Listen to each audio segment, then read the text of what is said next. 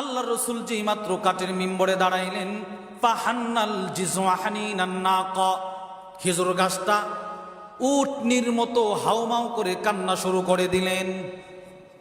এটা খেজুর গাছ নবীর প্রেমে কান্না শুরু করছে, ফুফিয়ে ফুফিয়ে কান্না শুরু করছেন। বুখারীর মধ্যে আসছে কান্নার আওয়াজটা কেমন ছিল,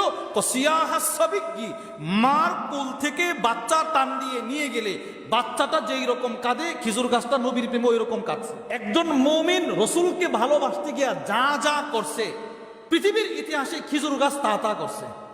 সুবহানাল্লাহ বলেন না।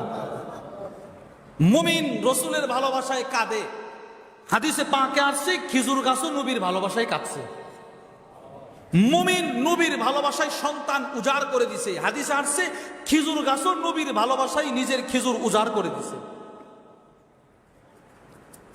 খেজুর গাছ কাটছে, তিরমিজি শরীফের হাদিস।